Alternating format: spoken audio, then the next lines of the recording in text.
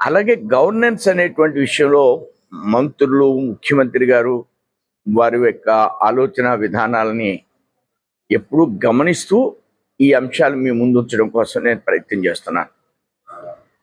అలానే మా రాజమండ్రిలో ఈ మధ్యకాలంలో పగడాల ప్రవీణ్ గారు యాక్సిడెంట్లో మరణించడమా అదేంటి అనేది విచారించదగ్గ విషయం. దాన్ని వారి భార్య, వారి తమ్ముడు ఈ విషయాన్ని ఏ విధంగానూ కూడా రాజకీయం చేయొద్దు. మాకు ప్రభుత్వం చేస్తున్నటువంటి అంశం ఏదైతే ఉందో దాంతో మేము సంతృప్తిగా ఉన్నాం.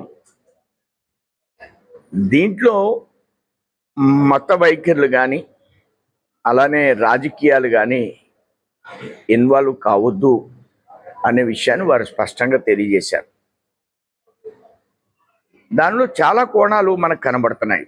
వారు హైదరాబాదులో ప్రయాణం చేసినప్పటి నుంచి ఆ రాజమండ్రిలో మరణించిన సందర్భం దాకా గవర్నమెంట్ ఇన్వెస్టిగేట్ చేస్తుంది.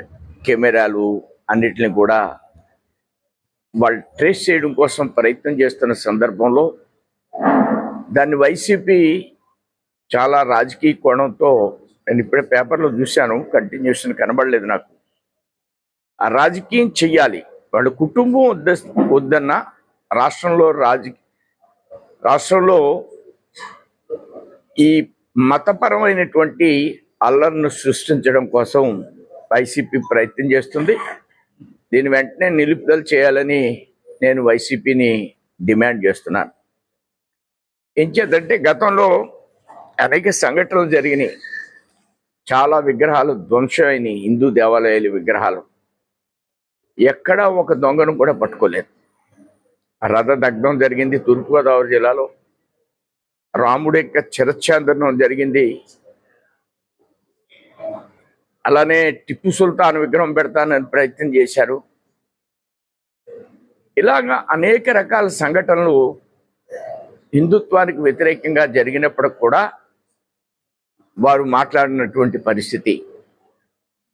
ఈరోజు వారి కుటుంబం చెప్తున్నప్పుడు కూడా దీన్ని మతపరమైనటువంటి ఆలోచనగా చిత్రీకరించవద్దు అన్న సందర్భంలో కూడా వారు అదే కోణంలో చూడడం అనే దాన్ని నేను ఖండిస్తున్నాను. వైసీపీకి ఒకటే చెప్తున్నా, వ్యక్తిగతమైనటువంటి రాజకీయాలు, కక్షపూరిత రాజకీయాలు క్యాపిటల్ అక్కడ ఉండాలంటే అది వైజాగ్లో క్యాపిటల్ కట్టాలన్నాం. కొన్ని క్యాపిటల్ను వైజాగ్లో కట్టేవంటే 500 కోట్లతో బిల్డింగ్ కట్టావు. ఇక్కడ క్యాపిటల్లో మొక్కలు మొలిచిపోయినాయి. ఇది కక్షపూర్తి రాజకీయమే కదా. రాజకీయాలు, కక్షపూర్తి రాజకీయాలు, మతపరమైనటువంటి రాజకీయాల్ని వెంటనే నిలుపుదల చేయాలని భారతీయ జనతా పార్టీ తరఫున నేను డిమాండ్ చేస్తున్నాను.